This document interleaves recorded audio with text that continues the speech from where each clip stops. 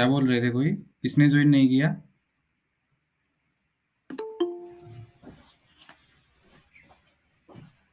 Sir हमें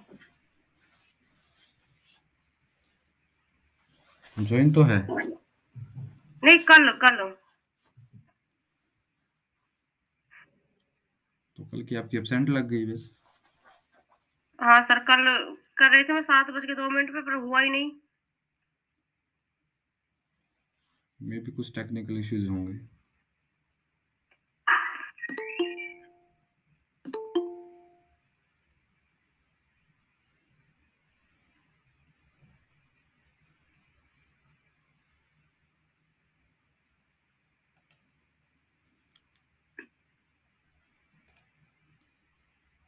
Is my screen is visible to you all? Yes sir. Yes, sir. Today we will discuss variance and covariance. इससे पहले हमने mathematical expectation है वो कल discuss किया था, ए ऑफ सर एक्स। हाँ जी। एक छोटी सी प्रॉब्लम है, वो बता दो पहले। प्रॉब्लम आप व्हाट्सअप कर देना मुझे, ठीक है? क्योंकि ये क्लास का टाइम है। आप व्हाट्सअप कर सकते हो मुझे, ठीक है? कोई भी एग्जांपल है, कोई भी किसी भी प्रॉब्लम है तो आप मुझे व्हाट्सअप कर सकते हो। The variance of A random variable is defined by this. अब जो हमारे पास वेरिएंस होगा और उसके बाद हमारे पास क्या है, कोवेरिएंस। तो वेरिएंस है किसी भी रैंडम वेरिएबल एक्स का, तो वो हमारे पास होगी expectation of x minus mu. Mu भी कल बताया था हमारे पास वही होता है एक्सपेक्टेशन, यानी ई of x minus E of x है। ठीक है, हमारे पास जो इस क्वांटिटी का अगर हम एक्सपेक्टेशन का स्क्वायर, इस स्क्वायर का अगर हम एक्सपेक्टेशन फाइंड आउट कर दें तो वो हमारे पास क्या हो जाएगा, वेरिएंस हो जाएगा। नेक्स्ट हमारे पास है स्टैंडर्ड डेविएशन। ठीक है, स्टैंडर्ड डेविएशन हमारे पास क्या होगा, स्टैंडर्ड डेविएशन में हम sigma x is equal to variance of x. अगर हमारे पास यहाँ पे जो वेरिएंस आया है उसका अगर मैं स्क्वायर रूट कर दूं तो वो हमारे पास क्या आ जाएगा, स्टैंडर्ड वेरिएशन। तो हमारे पास दो टाइप के हो गए। अगर तुम्हारे पास अगर फंक्शन है, अगर वो तुम्हारे पास डिस्क्रीट है, रैंडम है, रैंडम वेरिएबल अगर तुम्हारे पास डिस्क्रीट है, ठीक है, और एक तुम्हारे पास क्या है, कॉन्टिन्यूस। डिस्क्रीट है तो उसका जो वेरिएंस है एक्स का वो तुम्हारे पास हो जाएगा summation i is going from 1 to n, वही। ठीक है, जहां जहां तुम्हारे पास एक्स था वहां पे क्या आ जाएगा, एक्स आई माइनस म्यू का square into P of X I. ठीक है, और सिमिलरली यहाँ पे कॉन्टिन्यूस है तो यहाँ पे क्या हो जाएगा, integration minus infinity to infinity X minus mu का square into F of X into D X. तो ये हमारे पास हो जाएगा डिस्क्रीट में और ये हमारे पास हो जाएगा कॉन्टिन्यूस में। ठीक है, अब सिमिलरली कल हमने थ्योरम पढ़ी थी, ऐसे ही हम वेरिएंस की कॉरस्पॉन्डिंग थ्योरम पढ़ेंगे कि अगर तुम्हारे पास y है वो तुम्हारे पास क्या है, ए एक्स प्लस बी टाइप का है, तो इसका जो वेरिएंस है, variance of A x plus B है, वो तुम्हारे पास क्या हो जाएगा, A square into we of x. ठीक है, जैसे कल मैथमेटिकल एक्सपेक्टेशन की डिस्कस करी थी वैसे ही हम आज वेरिएंस की डिस्कस कर रहे हैं। ठीक है, तो ये तुम्हारे पास हो जाएगा v of A x plus b is equal to this. ठीक है, प्रूफ देखिए इसका। प्रूफ में क्या है, तुम्हें मैथमेटिकल एक्सपेक्टेशन ही फाइंड आउट करना है। ठीक है, तो प्रूफ में आ जाएगा तुम्हारे पास y is equal to this है, यहाँ से e of y find out करोगे तो e ऑफ y है वो तुम्हारे पास हो जाएगा e of A x plus b, और ये हमने किया था e of A x plus B है वो हो जाता है a into e of x, और प्लस e ऑफ b हमारे पास दोबारा किसी को होता है b के। ये इक्वेशन नंबर 1 है, ये इक्वेशन नंबर 2 है। इक्वेशन नंबर 1 में से 2 घटा दो तो ये हमारे पास हो जाएगा y minus E of y is equal to, a common आएगा यहाँ से, b से b कैंसिल हो जाएगा और यहाँ पे रह जाएगा x minus E of X. अब दोनों तरफ क्या ले लो, दोबारा एक्सपेक्टेशन ले लो, squaring and taking expectation on both side. तो यहाँ पे पहले स्क्वेयर किया, ठीक है, यहाँ पे स्क्वेयर किया और दोनों तरफ हमने क्या ले लिया, एक्सपेक्टेशन। ठीक है, ई ले लिया दोनों तरफ, तो ये आ जाएगा ई of y minus E of y whole square is equal to, यहाँ पे देखो कांस्टेंट बाहर आ जाता है तो ए स्क्वायर बाहर आ जाएगा, यहाँ पे क्या आ जाएगा ई of x minus E of X का स्क्वायर। ठीक है, तो ये वैल्यू आ गई और यहाँ से तुम्हारे पास क्या आ जाएगा, this implies that e of y is equal, sorry variance, ये तुम्हारे पास वेरिएंस आएगा y का, ये तुम्हारे पास वेरिएंस आ गया x का। This implies that variance of y is equal to a square into variance of x। So this is your first theorem. ठीक है, प्रूफ आ गया समझ में। एक्सपेक्टेशन की हेल्प से हमने इसका प्रूफ कर दिया। नाउ इसके ये जो हमारे पास ये तो हमारे पास क्या है, इसके पार्टिकुलर केस हैं, ठीक है। पार्टिकुलर केस में जो सबसे पहला केस है, अगर बी है वो तुम्हारे पास क्या हो, नो जीरो हो जाए। अगर बी जीरो हो जाएगा तो हमारे पास जो रिजल्ट है वो ये हो जाएगा, v of A x plus b is equal to a square into we of x. ये था ना तुम्हारे पास। तो अगर बी जीरो हो जाएगा यहाँ से तो रिजल्ट हो जाएगा v of A x is equal to a square into we of x, ठीक है। तो ये तुम्हारे पास फर्स्ट रिजल्ट है। सेकंड बोलता है ए और बी दोनों जीरो हो जाए, दोनों जीरो हो जाए तो हमारे पास वी ऑफ ए जीरो हो जाए तो v of a is equal to zero हो जाएगा।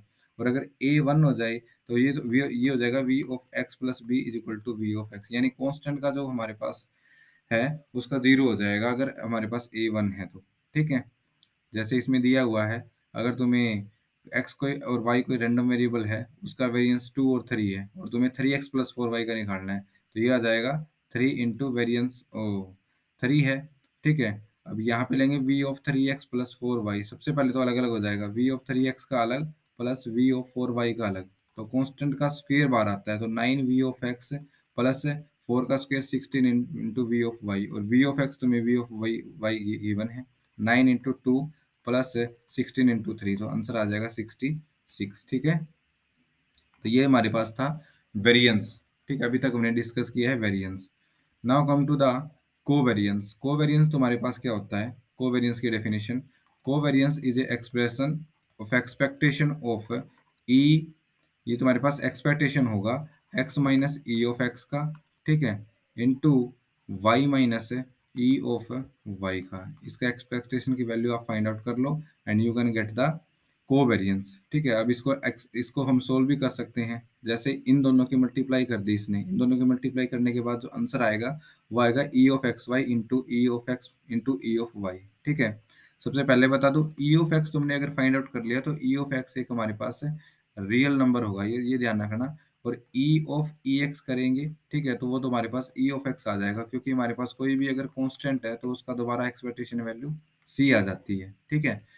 तो ये हम ध्यान रखेंगे यहाँ पे, ओके। तो इसके कॉरस्पॉन्डिंग कोवेरिएंस की जो प्रॉपर्टी है वो ये है कि ए एक्स बी वाई, ठीक है, अगर तुम इन दोनों का कोवेरिएंस निकालोगे तो ए इंटू बी बाहर आ जाएगा और कोई कोवेरिएंस किसका रह जाएगा, एक्स वाई का। Similarly covariance of x plus a into y plus b का निकालोगे तो एडिशन में कोवेरिएंस का कोई इफेक्ट नहीं होता है, ठीक है। आप एडिशन में करोगे तो उसका कोई इफेक्ट नहीं होगा, आप सीधा कोवेरिएंस ऑफ एक्स और कोवेरिएंस ऑफ वाई लिख सकते हैं, ठीक है। थर्ड बोलता है ए x plus B C X C Y plus D है, तो प्लस वाले का तो कोई चक्कर नहीं होगा, और एक्स के साथ कोई मल्टीप्लाई में होगा तो वो हमारे पास आगे मल्टीप्लाई में आ जाएगा। और इसको बोलते हैं triangle law, cos of x plus y और जेड का निकालना है तो एक्स जेड का अलग हो जाएगा, वाई जेड का अलग हो जाएगा। ये तुम्हारे पास फिर लीनियर कॉम्बिनेशन है वेरिएंस का, ठीक है। ये वेरिएंस ऑफ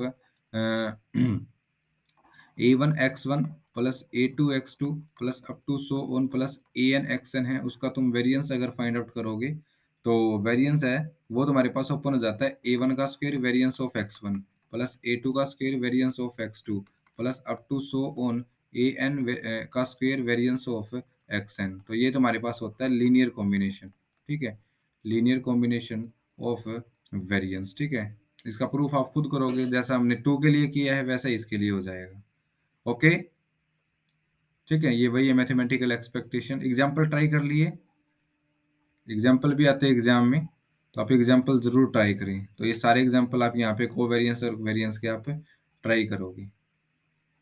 नेक्स्ट हमारे पास है mathematical expectation of two dimensional random variable, ठीक है। यानी मैथमेटिकल एक्सपेक्टेशन होगी वो हमारे पास अब टू डायमेंशनल में होगा। जैसे हमने रैंडम वेरिएबल किया, फिर उसके हमने टाइप पढ़े कि वो वन डायमेंशनल में होगा, टू डायमेंशनल में होगा।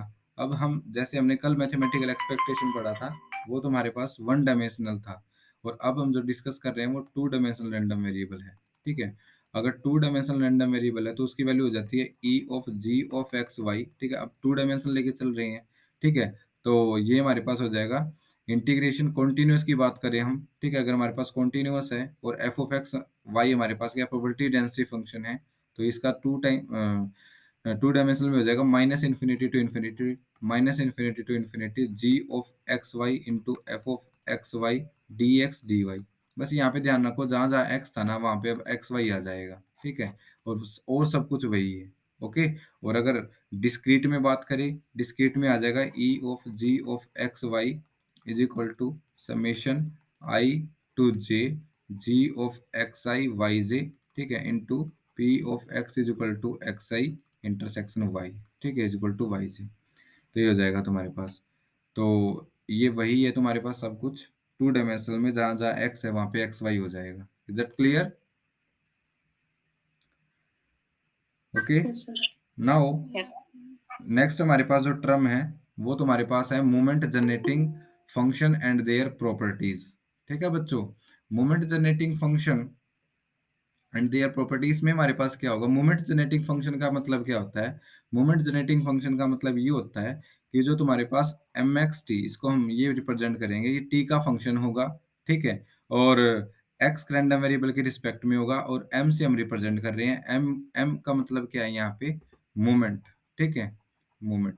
ये कल भी बताया था मैंने, ठीक है, मोमेंट जनरेटिंग फंक्शन है ये। अगर सिंपल रैंडम वेरिएबल की बात करें तो ये x raise to power one, x raise to power two, x raise to power three, x raise to power four, इस रैंडम वेरिएबल का अगर तुम एक्सपेक्टेशन निकाल दो, ये first second third moment fourth moment ऐसे हम फाइंड आउट करते हैं। इसकी डेफिनेशन है moment generating function is the expectation of e raise to power t into x. अगर तुम इसकी एक्सपेक्टेशन निकाल दोगे तो हमारे पास मोमेंट जनरेटिंग फंक्शन आ जाएगा।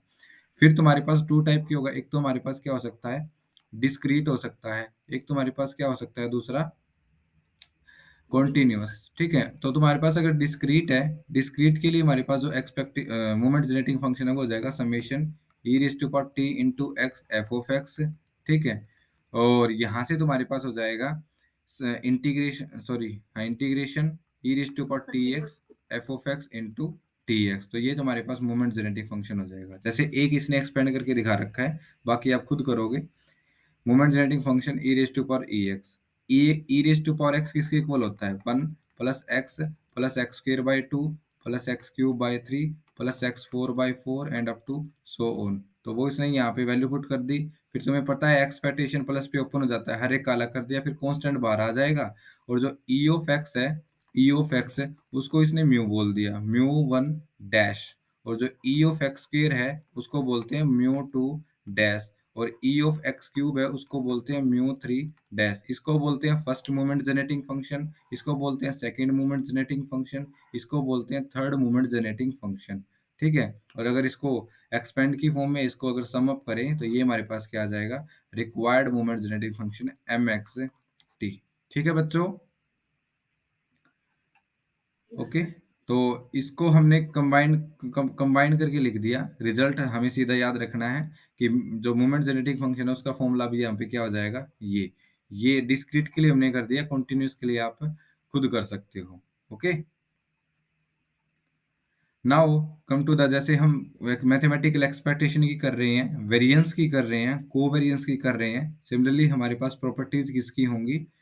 मोमेंट जेनेटिंग फंक्शन की। तो मोमेंट जेनेटिंग फंक्शन की जो फर्स्ट प्रॉपर्टी है वो होती है, देखो एम एक्स टी हमारे पास फॉर्मूला है, ठीक है। एम एक्स टी अगर हमें फाइंड आउट करना हो तो ई ऑफ इसकी और इसकी मल्टीप्लाई होगी, जहां पे ये दोनों है, एक तो जो ब्रैकेट में है और एक रैंडम वेरिएबल की, यानी e raise to power t into x. तो फर्स्ट प्रॉपर्टी है, प्रॉपर्टी नंबर फर्स्ट, कि एम सी एक्स, ठीक है, ऑफ टी, ये किसके इक्वल होता है? एम एक्स सी टी के इक्वल। तो पहले इसको देखो, एम सी एक्स टी, ये क्या होगा? Expectation of e raise to power इसकी और इसकी मल्टीप्लाई, ये हो जाएगा सी एक्स टी, ठीक है। फिर दूसरा हमने ये निकाला यहाँ पे ये, यानी M x of C t, तो इसमें क्या होगा? अभी भी यही आएगा, e raise to power C into x into t. तो ये दोनों बराबर है, यानी left hand side is equal to right hand side. तो फर्स्ट रिजल्ट हमारे पास यहाँ पे क्या हो गया? प्रूव। ठीक है बच्चों, ओके। और इसी तरह जो जैसे एक्सपेक्टेशन है, वेरिएंस है, जैसे ये तुम्हारे पास है, तो इसमें हमारे पास थोड़ा सा डिफरेंट है कि अगर आप m x one plus x two plus x three and up to so on plus x n, ठीक है, ऑफ टी है, ये कैलकुलेट करोगे तो ये अब की बार मल्टीप्लाई में ओपन होगा, क्योंकि e raise to power x plus y किसके इक्वल होता है? E raise to power x into e raise to power y के। तो इस प्रॉपर्टी का यूज करके तो जो मोमेंट जेनेटिक फंक्शन है वो एम एक्स वन टी इसका अलग हो जाएगा, एम एक्स टू टी इसका अलग हो जाएगा, and up to so on m x n t इसका अलग हो जाएगा, ठीक है? तो प्लस अगर है तो वो प्रोडक्ट पे ओपन होगा by the property of exponential function, ठीक है बच्चों? नेक्स्ट है तुम्हारे yes. Pass effect of change of origin, ठीक है? ये इतना इंपॉर्टेंट नहीं है, बोलता है ओरिजिन चेंज कर दे हम, टी की जगह एक्स माइनस ए अपॉन एच ले ले तो हमारे पास ये हो जाएगा, ठीक है? ये तुम देख सकते हो, नॉट इम्पोर्टेंट। नेक्स्ट तुम्हारे पास है uniqueness theorem of moment genetic function. The moment genetic function of A distribution if अगर हमारे पास मोमेंट जेनेटिक फंक्शन है यानी म्यू वन डैश है, ठीक है, और उसके बाद म्यू टू डैश है, म्यू थ्री डैश है, ठीक है, तो अगर किस अलग अलग बच्चे फाइंड आउट कर रहे हैं तो सभी का आंसर सेम आएगा यहाँ पे, यानी जो मोमेंट जेनेटिक फंक्शन है वो हमारे पास क्या होते हैं, यूनिक होती हैं। Is it clear? ओके, तो आप यहाँ पे ये एग्जाम्पल ट्राई करोगे तो ये हमारे पास चैप्टर 2 का रिमेनिंग पार्ट था। रिमेनिंग पार्ट में हमने डिस्कस किया है कि वेरिएंस क्या होती है, कोवेरिएंस क्या होते हैं और मोमेंट जेनेटिक फंक्शन क्या होते हैं, ठीक है? अब जो मोमेंट जेनेटिक फंक्शन है उसका यूज हम नेक्स्ट चैप्टर में करने वाले हैं, ठीक है? ये तुम ध्यान रखना, वेरिएंस का भी यूज करेंगे, कोवेरिएंस का भी, जितनी भी हमने टर्म आज पढ़ी है ना, ये लगा लो ये थर्ड चैप्टर का बेसिक है कि वेरिएंस क्या होता है, कोवेरिएंस क्या होता है, मोमेंट जेनेटिक फंक्शन क्या होते हैं, ठीक है बच्चों? अब हम करने जा रहे हैं डिस्ट्रीब्यूटिव फंक्शन, ठीक है? Distributive function. तो डिस्ट्रीब्यूटिव फंक्शन है वो हमारे पास टू टाइप के होते हैं, एक तो डिस्क्रीट और एक कॉन्टिन्यूअस, ठीक है? तो इस यूनिट को हमने टू पार्ट्स में डिवाइड किया हुआ है, एक तो डिस्क्रीट में और एक कंटिन्यूअस डिस्ट्रीब्यूटिव फंक्शन में, ठीक है? तो जो कंटिन्यूअस डिस्ट्रीब्यूटिव फंक्शन है उसमें हमारे पास तीन डिस्ट्रीब्यूशन आएंगे, यूनिफॉर्म डिस्ट्रीब्यूशन, एक्सपोनेंशियल डिस्ट्रीब्यूशन और नॉर्मल डिस्ट्रीब्यूशन, ठीक है? और जो तुम्हारे पास डिस्क्रीट है उसमें आएंगे तुम्हारे पास uniform distribution, Bernoulli's distribution, binomial distribution, Poisson distribution और ज्योमेट्रिक डिस्ट्रीब्यूशन, ठीक है? सबसे आसान है ये, ठीक है? तुम्हें सीधा ये पूछेंगे बाइनोमियल डिस्ट्रीब्यूशन बताओ, पॉइजन डिस्ट्रीब्यूशन बताओ, इतना मतलब ये नहीं है कि इसमें कुछ ज्यादा पूछने का है। तो चैप्टर 3 है वो मोस्ट इंपोर्टेंट है, ठीक है? अब ये डिस्ट्रीब्यूशन का हमें क्यों यूज करना पड़ा, देखो यहाँ पे लिखा होता है probability distribution give us a law according to which different value of random variable are distributed. हमारे पास रैंडम वेरिएबल एक्स है, ठीक है, उसकी प्रोबेबिलिटी के कोरस्पॉन्डिंग उसको हमने डिस्ट्रीब्यूट कर दिया, ठीक है, कि अगर तुम्हारे पास एक्स की वैल्यू ये होगी तो प्रोबेबिलिटी की वैल्यू ये होगी, ठीक है? यानी एक्स की वैल्यू को ध्यान में रखते हुए हमने उसकी प्रोबेबिलिटी को डिस्ट्रीब्यूट कर दिया। और डिस्ट्रीब्यूट कैसे करेंगे, जिस लॉ से या जिस फॉर्मूले से करा हुआ है उसके कोरस्पॉन्डिंग हमने उसको डिवाइड कर दिया, like uniform distribution, Bernoulli's distribution, binomial distribution, ठीक है? तो ये सब है।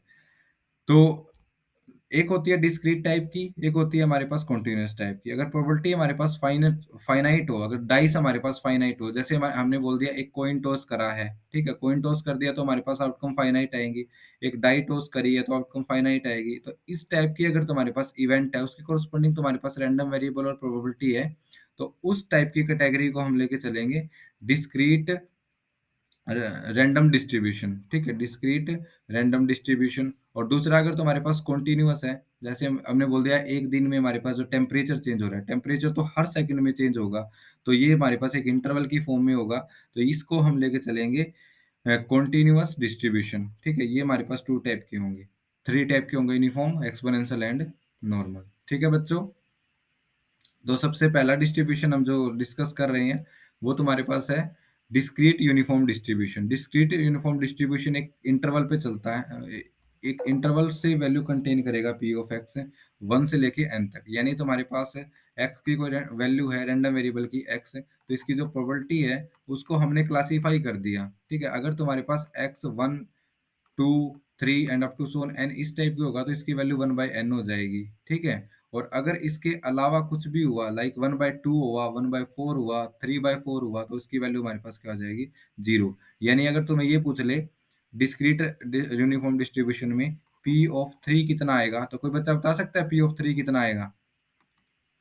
Any student? One one by by three. और कोई तुमसे ये पूछ ले p of x is equal to 2/3, ये है तो ये कितना होगा, तो ये कितना आएगा, जीरो। तो ये सबसे आसान यूनिफॉर्म, तभी इसका नाम है यूनिफॉर्म डिस्ट्रीब्यूशन, ठीक है? तो ये हमारे पास क्या हो जाएगा, uniform distribution. Now moment, moment अगर हम कैलकुलेट करें तो म्यू वन डैश है, इसने कैलकुलेट करके नहीं दिखा रखे, तो म्यू1 डैश है वो तुम्हारे पास आ जाएगा n+1/2, जिसको हम मीन भी बोलते हैं। जिस ये जो सब है ये हम +2 क्लास में डिस्कस करते हैं, ठीक है। और जो म्यू2 डैश है वो तुम्हारे पास आ जाएगा n+1 into 2n+1/6। Similarly म्यू3 dash आप निकाल सकते हो। ओके, तो जो ये तुम्हारे पास डिस्ट्रीब्यूशन था ये तुम्हारे पास था यूनिफॉर्म डिस्ट्रीब्यूशन, ठीक है। नेक्स्ट है तुम्हारे पास बर्नौलीज डिस्ट्रीब्यूशन। ये बर्नौलीज डिस्ट्रीब्यूशन भी हम +2 क्लास में कर चुके कि एक तुम्हारे पास एक तुम्हारे पास x है, ठीक है। तो तुम्हारे पास एक तो तरीका हो सकता है एक के चांस होने के और एक एक चांस ना होने के। जैसे हमने बोल दिया एक कोइन को टॉस कर दिया तो या तो हेड आएगा, हेड नहीं आएगा तो टेल आएगा, ठीक है। तो इस टाइप की हमारे पास जो क्लासिफिकेशन है वो हम बर्नौली डिस्ट्रीब्यूशन में लेके चलते हैं।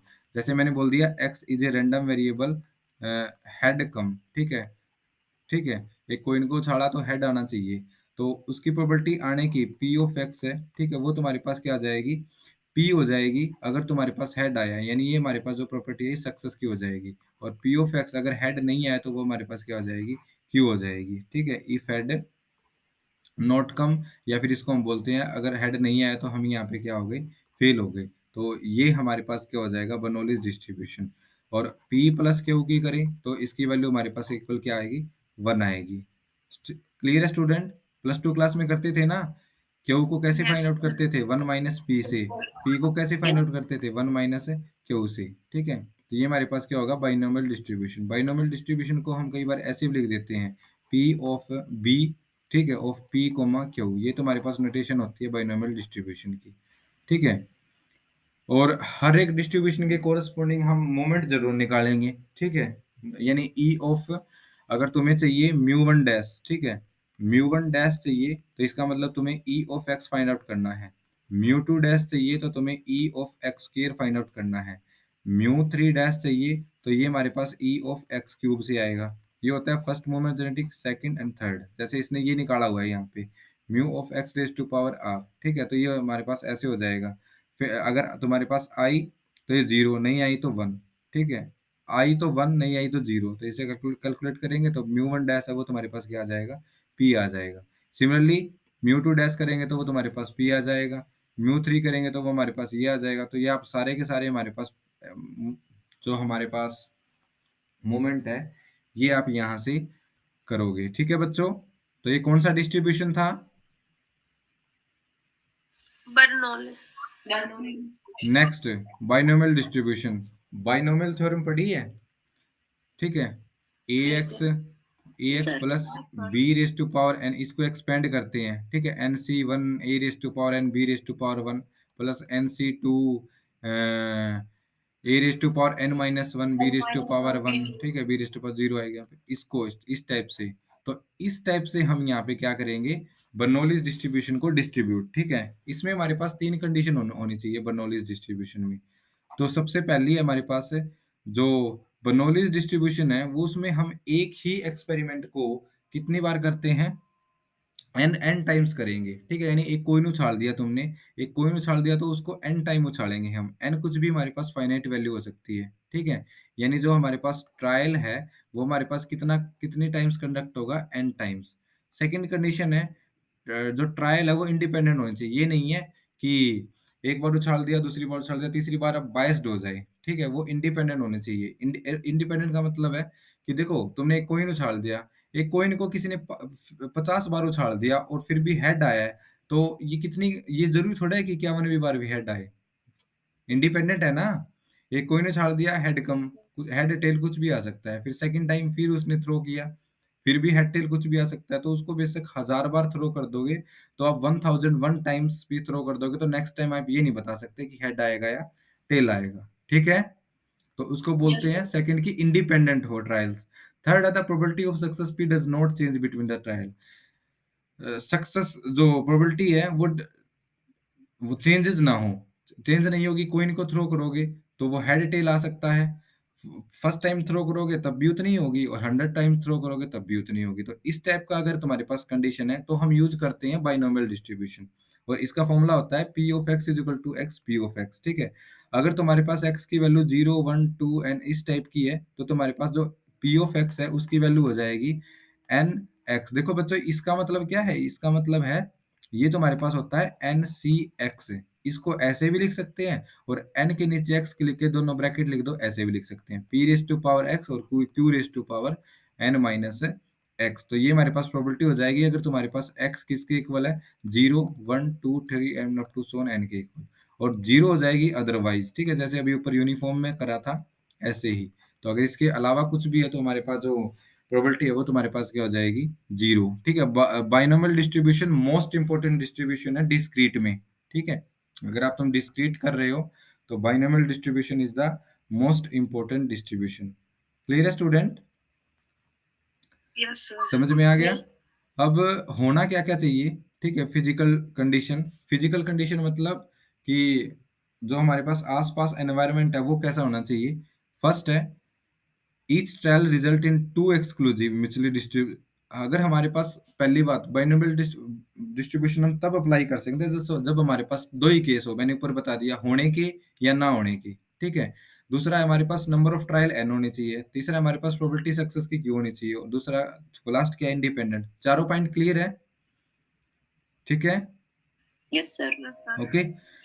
नेक्स्ट है एडिटिव प्रॉपर्टी कि अगर तुम्हारे पास b ऑफ n1, ठीक है, plus n2 into p comma q है। ठीक है, ये हमारे पास नोटेशन होती है बाइनोमियल डिस्ट्रीब्यूशन की, b n p q। कोई बच्चा बताओ n का मतलब क्या है, स्मॉल n का मतलब, नंबर ऑफ ट्रायल्स। p का मतलब क्या है, probability of success. Probability of success, q का मतलब प्रोबेबिलिटी ऑफ फेलियर। ठीक है, तो अगर ऐसा है तो एडिटिव प्रॉपर्टी बोलता है अगर b of n1 plus n2 है तो ये ओपन हो जाएगा प्लस p, यानी p ऑफ n1 pq और plus b of n2 pq। ठीक है, ये लोअर क्लासेस में भी तुम पढ़ते हो। ओके बच्चों, अब जैसे इस पे क्वेश्चन कैसे पूछे जाते हैं, क्वेश्चन ऐसे पूछे जाते हैं, तुम्हें कुछ वैल्यू गिवन होगी, एक वैल्यू वो अननोन पूछ लेगा। जैसे एग्जांपल नंबर 2 है, in a binomial distribution consisting of 5 independent trials. ठीक है, 5 इंडिपेंडेंट ट्रायल, किसकी वैल्यू दे दी,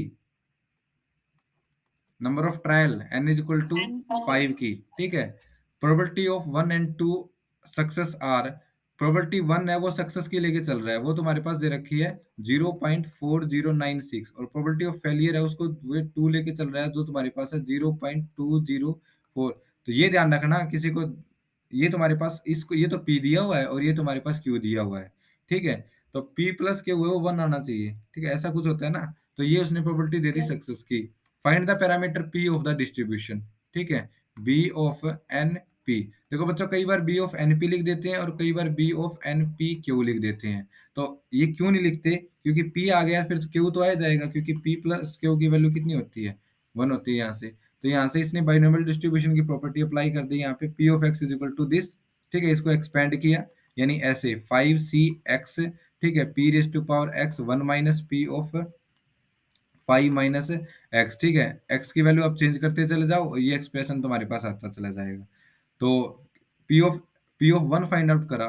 ठीक है, p of one find out करा, यानी एक्स की वैल्यू कितनी पुट कर दी, 1, और उसको इक्वेशन नंबर 1 पुट कर दिया, ये गिवन है। फिर उसने एक्स को 2 पुट करा तो उसने पी ऑफ 2 निकाल लिया, तो ये आ गई हमारे पास इक्वेशन नंबर 2। अब इक्वेशन 1 को, ये क्यू की वैल्यू 1 माइनस p कैसे आई? नहीं, ये क्यू की वैल्यू 1 माइनस पी होती है, क्योंकि नॉलेज डिस्ट्रीब्यूशन में हम टू ही टाइप लेके चलते हैं, होगा या नहीं होगा, इस टाइप से हम एक्सपेरिमेंट लेके चलते हैं। ठीक है, इसलिए हमारे पास p की वैल्यू 1 माइनस क्यू होती है और q की 1 माइनस p। ठीक है बच्चों, p plus q is equals to 1 होता है ना, तो वहां से तो निकाल सकते हैं हम q की वैल्यू। हाँ q की वैल्यू, लेकिन इसने q की वैल्यू नहीं दी हुई है। ठीक है, ये ना q की वैल्यू है ना p की वैल्यू, इसने x इज इक्वल टू 1 पे प्रोबेबिलिटी दी हुई है और x इज इक्वल टू 2 पे प्रोबेबिलिटी दी हुई है।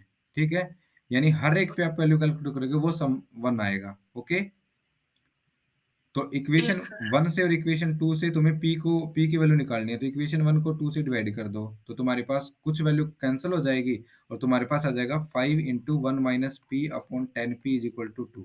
यहाँ से p के लिए सोल्व कर दो, p की वैल्यू आ जाएगी 1/5 यानी 0.2। तुम्हें पैरामीटर p निकालना था, इसको हम बोलते हैं पैरामीटर्स। जैसे हमने लिख दिया ना, b of n p q, इसका मतलब n p q है, ये तुम्हारे पास क्या है, पैरामीटर है। ठीक है, और हर एक डिस्ट्रीब्यूशन को हम ऐसे लिखेंगे स्मॉल। कई बार बोलता नहीं है कि ये बाइनोमियल डिस्ट्रीब्यूशन है, कई बार बोलता है ऐसे बोल देगा, capital x belonging to b of n p q ऐसे बोल देगा। इसका मतलब क्या है, वो किस किस डिस्ट्रीब्यूशन की बात कर रहा है? बाइनोमियल डिस्ट्रीब्यूशन की। ठीक है, तो ये नेक्स्ट एग्जांपल है, ये आप ट्राई करोगे जितने भी है। अब वही हर एक डिस्ट्रीब्यूशन के कोरस्पॉन्डिंग तुम क्या निकाल रहे हो, मोमेंट जनरेटिंग फंक्शन। तो इसमें भी ऐसा ही है, जैसे एक कैलकुलेट करूंगा मैं, जैसे कोई भी डिस्ट्रीब्यूशन है उसका म्यू1 डैश है, ठीक है, वो कैलकुलेट कैसे करते हैं वो मैं बताऊंगा। उससे उसके same as it is mu two dash आ जाएगा, उसके सेम एज इट इज म्यू3 डैश आ जाएगा। ठीक है, तो ये भी आप इजिली निकाल सकते हो। जैसे यहाँ पे इसने दिया हुआ है म्यू1 डैश, ठीक है, तो म्यू1 डैश हमारे पास क्या आ जाएगा, बताओ। म्यू1 डैश का मतलब क्या होता है, expectation of x. Mu two dash expectation of x square, म्यू3 dash expectation of x cube. अब कोई बच्चा पूछेगा कितने निकालने होते हैं, तो 3 ही निकालेंगे हम, ज्यादा नहीं निकालेंगे। 3 निकालने के बाद हमको बोल देंगे कि हमारे पास इस टाइप की हमारे पास कंडीशन आती चली जाएगी। जैसे म्यू1 डैश निकालना है यानी एक्सपेक्टेशन ऑफ एक्स, और हम बाइनोमियल डिस्ट्रीब्यूशन में हम म्यू1 डैश निकाल रहे हैं, तो यहाँ पे अप्लाई कर दो binomial distribution summation x is going from 0 to n x into n into x, ये होती है ना समेशन एक्स इंटू पी, है ना बच्चों। एक्सपेक्टेशन ऑफ एक्स का मतलब यही होता है, समेशन एक्स इंटू पी। तो यहाँ से करेंगे तो x as it is probability binomial distribution में क्या होती है, n c x p raise to power x q raise to power n minus x. ठीक है, तो क्योंकि समेशन एक्स पे चल रहा है, एक्स को छोड़ के जितनी टर्म है वो बाहर ले लो, यानी एन पी बाहर आ जाएगा। Summation x is going from 0 to n n minus one x minus one, ठीक है, into p raise to power x minus one q raise to power n minus x. क्योंकि जो एक्सपेक्टेशन है वो summation x into P होता है, x की value यहाँ पे पुट कर दी, और ये तुम्हारे पास क्या है, p of x is equal to x probability है। फिर उसने मैनिपुलेशन करके क्या किया, एन और पी को बाहर ले लिया। ठीक है, यानी अंदर से पी की वैल्यू एक बाहर ले ली, पी की वैल्यू एक बाहर लेंगे तो एक्स की वैल्यू चेंज हो जाएगी एक्स माइनस वन से, या फिर ये बोल लो, ठीक है, पी पी को एक तरफ कॉमन ले लिया। ठीक है, इज इट क्लियर। और यहां से इसको एन सी एक्स को ओपन करके एन को बाहर ले लिया, बाकी वाली टर्म को इसने क्या लिख दिया, n C one n C n minus one into C x minus one, तो ये आ जाएगा तुम्हारे पास। ठीक है, ये हमारे पास कॉम्बिनेशन की प्रॉपर्टी होती है। ओके, और फिर इसको तुम बाइनोमियल डिस्ट्रीब्यूशन से एक्सपेंड करोगे, यानी a x plus b raise to power n x को एक्सपेंड करोगे, तो यहाँ पे n C n minus one C x minus one summation p raise to power x minus one q raise to power n minus x है। तो ये तुम्हारे पास किसके इक्वल हो जाता है, p plus q raise to power n minus one की by binomial expansion. ठीक है, ये तुम कॉपी पे लिख लो अपने साइड में, बुक होगी तुम्हारे पास। तो ये तुम्हारे पास हो जाएगा एन इंटू पी। ठीक है बच्चों, क्योंकि पी प्लस एन पी तो तुम्हारे पास साथ में चल रहा था यहाँ पे। ठीक है, ये रहा, और जो ये जो वैल्यू है, ये वैल्यू किसके इक्वल हो गई, p plus q raise to power n minus one की। पी प्लस क्यू किसके इक्वल होता है, वन, तो one raise to power n minus one दोबारा कितना आ जाएगा, वन आ जाएगा। तो जो फर्स्ट म्यू वन डैश है वो तुम्हारे पास क्या आ गया, एन पी आ जाएगा। नेक्स्ट म्यू टू डैश है वो तुम्हारे पास इसे ऐसे ही कैलकुलेट करोगे, वो हो जाएगा n into n minus one into p square plus n p. इस तरह आप म्यू थ्री भी कैलकुलेट कर सकते हो। ठीक है, इतने सब करने की जरूरत नहीं है, दो भी कर सकते हो। ठीक है, ये तुम्हारे पास म्यू थ्री आ जाएगा और ये तुम्हारे पास क्या आ जाएगा, म्यू फोर। एग्जाम में पूछेंगे तो पहले दो पूछ सकते हैं कि पहले दो बाइनोमियल मूवमेंट्स निकालो कितने आएंगे। सर वो जो इसको एक्सपैंड करने लगे थे तो वहां पर एक्स की वैल्यू पुट कर दी थी, ये जो एनपी आया है वहां पर। नहीं नहीं, एक्स की वैल्यू हमने कहीं नहीं पुट करी है। एक्स की वैल्यू कहाँ पुट करी है, एक्स की वैल्यू कहीं नहीं पुट करी। देखो इसने दिया भी हुआ है साइड में, देखो यहाँ पे ये दिया हुआ है। एक तो हमने एन को पी तो समझ सकते हो ना, p raise to power x है, इसको p raise to power x minus one plus one है, इसको p raise to power x minus one into p लिख सकते हैं, है ना। तो पी इसने बाहर ले लिया, तो p raise to power x minus one वो रह गई यहाँ पे, और इसमें से उसने एन कॉमन ले लिया, एन सी एक्स में से एन कॉमन ले लिया, ये करके दिखा रखा है साइड में। देखो ये रहा, इसका मतलब क्या है, एन सी एक्स है। ठीक है, इसमें से एन कैसे कॉमन लिया इसने, वो करके दिखा रखा है। ठीक है, ओके सर। ओके, कॉपी पे खुद करोगे ना तो समझ में आ जाएगा, ऐसी कोई दिक्कत नहीं है।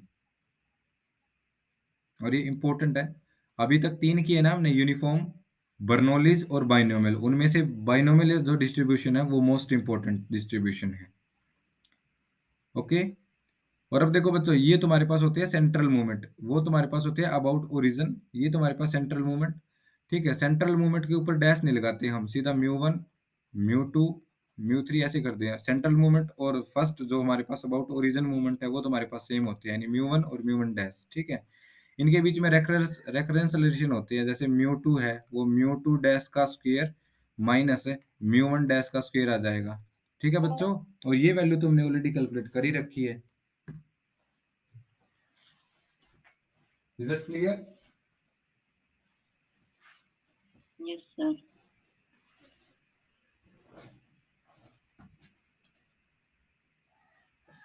एक मिनट रुकना बच्चों, सिर्फ 1 मिनट।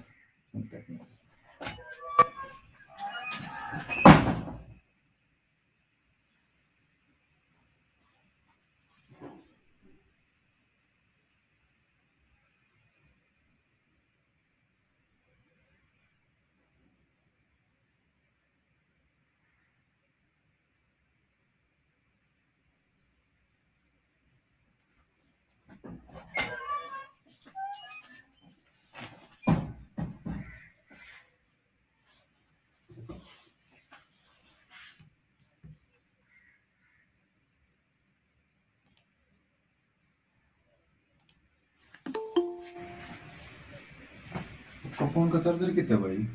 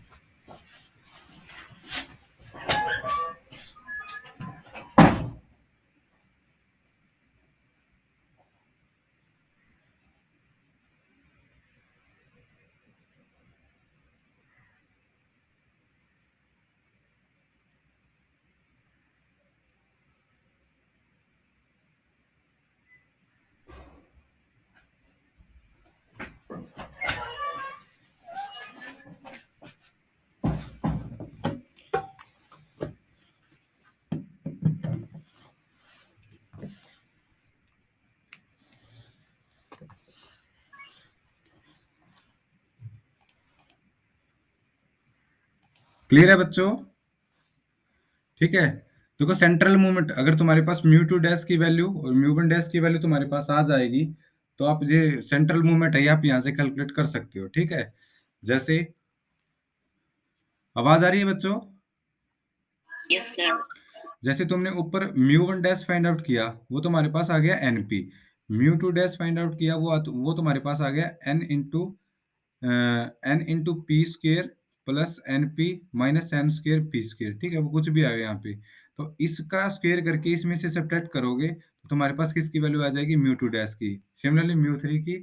तो अगर μ1 डैश, μ2 डैश और μ3 डैश आ गई फिर ये तो तुम्हारे पास आ ही जाएंगे μ2, μ3 और μ4, ठीक है। कर लोगे इनको? Any doubt? तो अब ये 2 मार्क्स में पूछ सकते हैं बच्चों किस टाइप से, कि पहला है वेरिएंस है, ठीक है, जो हमारे पास बाइनोमियल डिस्ट्रीब्यूशन होता है उसमें मीन है, मीन तुम्हारे पास आ जाएगा n इंटू पी, और जो वेरिएंस है वो तुम्हारे पास आ जाएगा n into P into Q, यानी इसमें जो वेरिएंस है वो मीन से क्या होगा? लेस होगा, ठीक है, क्योंकि हमारे पास ये फ्रैक्शनल क्वांटिटी होगी तो इसका कुछ ना कुछ डिवाइड करेंगे हम, इसका मतलब जो वेरिएंस है वो मीन से क्या होता है? लेस होता है बाइनोमियल डिस्ट्रीब्यूशन में, ठीक है। और स्टैंडर्ड डेविएशन है वो क्या होता है? n into P into Q, okay. तो इस टाइप से इसमें क्वेश्चन पूछेंगे, कुछ पैरामीटर दे देंगे, कुछ पैरामीटर तुम्हें कैलकुलेट करने होंगे। जैसे इस एग्जांपल में देखो, इस एग्जांपल में the mean and variance of A binomial distribution, mean दिया हुआ है 4 और वेरिएंस दिया हुआ है 4/3, यानी मीन किसके इक्वल होता है? n इंटू पी, ये 4 दिया हुआ है, और वेरिएंस किसके इक्वल होता है? n into P into Q, ये तुम्हें 4/3 दिया हुआ है, ठीक है। तो तुम्हें n और p फाइंड आउट करने हैं, ठीक है। तो इन दोनों को डिवाइड कर दो, np अपॉन npq कर दो, यानी 4/4/3, तो 4 से 4 कैंसिल, यहाँ से बच रह जाएगा q इज इक्वल टू 1/3, और q 1/3 है तो p क्या आ जाएगा? 1 माइनस q, तो वे 2/3 आ जाएगा, ठीक है। और ये वैल्यू दोबारा इसमें इसमें पुट कर दो, n into p is equal to 4 है, n इंटू पी की वैल्यू 2/3 इज इक्वल टू 4, तो यहाँ से n की वैल्यू कितनी आ जाएगी? 6, ठीक है बच्चों। Yes sir. एग्जाम्पल 5 क्लियर है? Yes sir. Yes sir. तो ये था तुम्हारे पास बाइनोमियल डिस्ट्रीब्यूशन। अब जो इसको बोलते हैं रेकरेंस रिलेशन, ठीक है? ये करने की ज़रूरत नहीं है, बाकी पूछ भी सकते हैं एग्ज़ाम में रेकरेंस रिलेशन। ये सिंपल कैलकुलेशन है, कैलकुलेशन तो कर सकते हो ना? यस सर, कर लो। ठीक है, कैलकुलेशन आप खुद करोगे इसकी, ठीक है? Now come to the algebra of binomial distribution, ठीक है? बाइनोमियल डिस्ट्रीब्यूशन का अलजेब्रा करेंगे। अलजेब्रा यानी अगर तुम्हारे पास x है, फर्स्ट बाइनोमियल है, वो तुम्हारे पास है n p1, ठीक है? दूसरा तुम्हारे पास है y, दूसरा random variable b of n2 p2, ठीक है?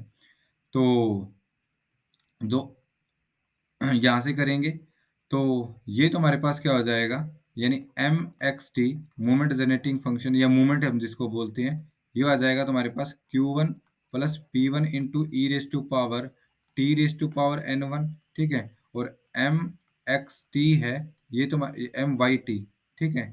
एम वाई टी ये तुम्हारे पास हो जाएगा Q2 plus p two into e raise to power t raise to power n by two. ये सिंपल फॉर्मूले है, ये आप याद रख लोगे यहाँ से, ठीक है? यानी additive property of binomial distribution, ये भी प्लस पे ओपन हो जाता है, यानी b of n one comma n two p करोगे, ठीक है? ये हो जाएगा n one plus n two, तो b of n one comma p plus ये मैंने पहले ही बता दी एन टू पी, तो इसको बोलते हैं एडिटिव प्रॉपर्टी, ठीक है?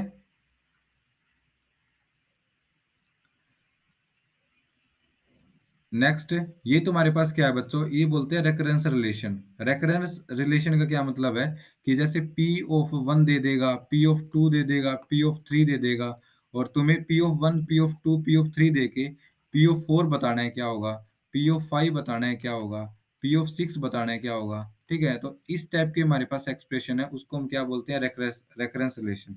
जैसे इसमें रेकरेंस रिलेशन आया हुआ है p of x plus 1 is equal to n minus x upon x plus 1 into p upon q into P of x, ठीक है?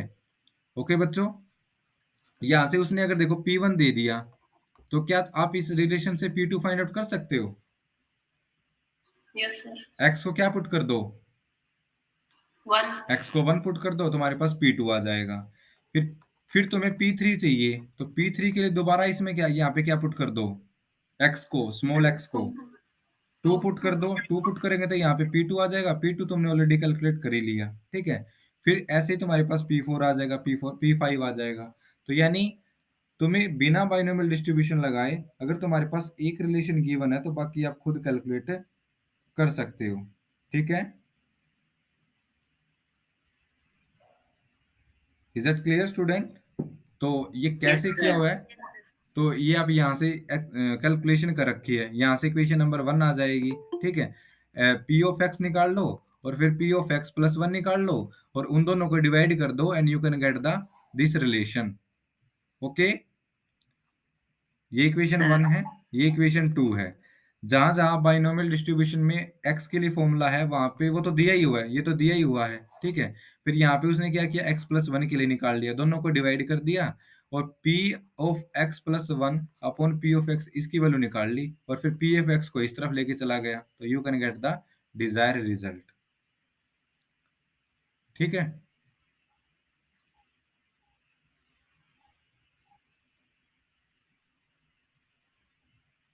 क्लियर है स्टूडेंट? Yes sir. यस तो सर। कितने डिस्ट्रीब्यूशन हो गए अभी तक? पहला है यूनिफॉर्म डिस्ट्रीब्यूशन, सेकंड है तुम्हारे पास बर्नौलीज डिस्ट्रीब्यूशन, और यूनिफॉर्म और बर्नौलीज तो प्लस 2 क्लास में जो प्रोबेबिलिटी हम डिस्कस करते हैं वही है, ठीक है? और यहाँ पे हमारे पास जो थर्ड है, फोर्थ है, वो तुम्हारे पास है पॉइजन डिस्ट्रीब्यूशन, ठीक है? तो क्या लिखा सर हुआ, एक बार यूनिफॉर्म का जनरल मीनिंग बताना। किसका? यूनिफॉर्म डिस्ट्रीब्यूशन का यूनिफॉर्म डिस्ट्रीब्यूशन का जनरल मीनिंग, जनरल मीनिंग। इसमें हमने किस टाइप से क्वालिफाई किया है कि x है तुम्हारे पास रैंडम वेरिएबल, यूनिफॉर्म की बात कर रहे हो ना आप? हाँ जी सर। तो इसमें x की जो प्रोबेबिलिटी है उसको हमने ऐसे डिवाइड कर दिया कि जो x है उसकी वैल्यू अगर 1, 2, 3, 4, 5 है, इस टाइप से है, तो जो उसकी प्रोबेबिलिटी है हम बच्चों वो क्या लेके चलेंगे, 1/n लेके चलेंगे, ठीक है? यानी अगर x की वैल्यू n है और n तुम्हारे पास अगर एक पॉजिटिव इंटीजर है, तो हम उसकी वैल्यू 1/n लेंगे और अदरवाइज x की वैल्यू हम क्या लेंगे, 0 x की अगर कुछ और भी वैल्यू है अदरवाइज है तो हम प्रोबेबिलिटी है उसकी वो क्या लेके 0 लेके चलेंगे। इसको बोलते हैं यूनिफॉर्म डिस्ट्रीब्यूशन, है ना। डिस्ट्रीब्यूशन का मतलब ही यही है कि आप प्रोबेबिलिटी को किस टाइप से डिवाइड कर रहे हो, है ना। ओके सर, ठीक है सर। इसी इसी तरह हमने फिर बर्नौलीज को कर दिया कि हमारे पास पी और क्यू आएंगे और वहां से आप कर सकते हो, ठीक है, बर्नौलीज। फिर बाइनोमियल किया है। अब पॉइजन डिस्ट्रीब्यूशन में क्या बोल रहा है वो, sometimes we are interested in checking whether events is occurring at random points in time और स्पेस, ठीक है। Poisson distribution was discovered by this. Poisson distribution is used to calculate the probability of having specified number of occurrence of an event, ठीक है, fixed interval of time. It provide a good model when the आगे जाके जो research करते हैं ना उसमें हमारे पास यूज होता है ये, ठीक है। जैसे the number of miss print of A on A page of a book, ठीक है। ये तो है ही नहीं कि हर बार मिस प्रिंट होगा, प्रिंटर में हम करते हैं तो ये मान लो 10 पेज निकलने हैं, कैसा ऐसा हो सकता है 10 के 10 पेज मिस प्रिंट हो जाए, नॉट पॉसिबल। कुछ पेज मिस प्रिंट होंगे, ऐसा पॉसिबल होगा।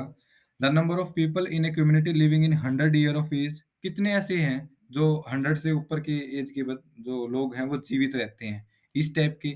The number of wrong telephone number, जो हम अपने फोन से नंबर डायल करते हैं तो एक दिन में ज्यादा ज्यादा कितने रॉन्ग नंबर डायल कर सकते हो आप, 1 या एक भी नहीं, तो मोस्टली प्रोबेबिलिटी क्या है, एक भी नहीं। तो इस टाइप के डिस्ट्रीब्यूशन को उसने किस में ले लिया, पॉइजन डिस्ट्रीब्यूशन में, ठीक है, जिनके होने के चांसेस बिल्कुल कम है, ठीक है। The number of customer entering in shop in given day, ठीक है, हो सकता है पूरे दिन में एक भी कस्टमर ना आए और हो सकता है बहुत सारे आ जाए, हो सकता है हम सारा दिन ही मिस कॉल करते रहे, ठीक है, ओके। Yes sir. तो इस टाइप की अगर तुम्हारे पास अगर ट्रायल है तो उनको हम लेके चलेंगे पॉइजन डिस्ट्रीब्यूशन में, ठीक है। यानी ये सब केस किसमें नहीं थे, बाइनोमियल डिस्ट्रीब्यूशन में नहीं थे। बाइनोमियल डिस्ट्रीब्यूशन में नहीं थे तो नेक्स्ट मैथमेटिशियन सोचा कि इस टाइप के हम डिस्ट्रीब्यूशन को अलग से डिस्ट्रीब्यूशन में कर सकते हैं, ठीक है। तो इसलिए उसने क्या बना दिया, पॉइजन डिस्ट्रीब्यूशन, ठीक है। यानी जो बताओ बाइनोमियल है उसमें हम फर्स्ट केस क्या लेके चले थे, एक तो हमारे पास है बाइनोमियल, ठीक है, ये लिख दिया। और दूसरा है वो हमने बोल दिया पॉइजन, ठीक है। पॉइजन में बाइनोमियल में सबसे पहले हम नंबर ऑफ ट्रायल क्या लेके चले थे, फाइनाइट। इसमें क्या हो सकते हैं, इनफाइनाइट। इनफाइनाइट। सेकंड क्या लेके चले थे कि इनकी प्रोबेबिलिटी सक्सेस है वो कुछ ना कुछ होनी चाहिए, ठीक है। तो इसमें वो ऐसा भी हो सकता है कि प्रोबेबिलिटी की सक्सेस ना हो, यानी पी क्या हो, 0, यानी फेलियर होने के पूरे पूरे चांसेस हो, है ना। वहां पे हाफ हाफ थे ना, पी और क्यू, ठीक है। Equal sir. हाँ, इक्वल इक्वल, हाफ हाफ मतलब इक्वल इक्वल, ओके। 50-50 भी बोल सकते हैं, इक्वल भी बोल सकते हैं। तो ये इसने बाइनोमियल में ली थी, पॉइजन ने इसको उल्टा ले लिया कि हो सकता है पूरा का पूरा एक्सपेरिमेंट फेल हो जाए, ठीक है। और थर्ड बोल दिया एन, थर्ड जो कंडीशन लेके चलेंगे पॉइजन डिस्ट्रीब्यूशन में, n into p. Mic off कर लो बच्चों, किसी का माइक ऑन है, उसकी वैल्यू हम लैम्डा लेके चलेंगे, ठीक है बच्चों। तो ये सब है पॉइजन डिस्ट्रीब्यूशन में। पॉइजन डिस्ट्रीब्यूशन में जो पी की वैल्यू है वो हमारे पास हो जाएगी लैम्डा अपॉन एन, और जो क्यू की वैल्यू वो हो जाएगी हमारे पास 1 माइनस लैम्डा अपॉन एन, और उस पे हमारे पास बाइनोमियल डिस्ट्रीब्यूशन लगा दो, you can get the desire Poisson distribution. Binomial distribution की हेल्प से पॉइजन डिस्ट्रीब्यूशन आएगा। यानी अगर आप कैलकुलेट करोगे b of x n p, तो ये तो हमारे पास हो जाएगा n c x p raise to power x q raise to power n minus x, ठीक है। इसको अगर आप तुम एक्सपेंड करोगे जैसे ये किया हुआ है एन सी, इसको एक्सपेंड करते चले गए, you can get the value b limit n tends to infinity. इस पे ये पहले ये कैलकुलेट करना है, उस पे लिमिट लगा दो एन टेन टू इन्फिनिटी, यानी b of x n p. तो ये तुम्हारे पास बच्चों आ जाएगी e raise to power minus lambda, और लैम्डा की वैल्यू कितनी है, एन इंटू पी, ऐसे भी लिख सकते हो आप, ठीक है। बर्नौलीज डिस्ट्रीब्यूशन, बाइनोमियल डिस्ट्रीब्यूशन से lambda raise to power x upon x factorial, या फिर इसको ऐसे भी लिख सकते हो e raise to power minus n p into n p raise to power x upon x factorial. तो ये तुम्हारे पास क्या आ जाएगा, binomial distribution, okay. Poisson distribution,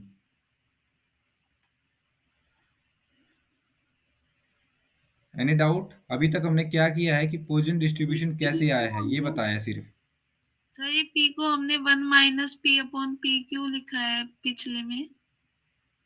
p को 1 माइनस है, ये जो p की जगह हमने p अपॉन में 1 माइनस p रखा है ना, ये ऐसे ही एग्जाम्पल दे रखा है इन्होंने। कहाँ पे? सर ये इसी पिछले पेज नंबर 94 पे जो दे रखा है फॉर्मूला लगाने के बाद।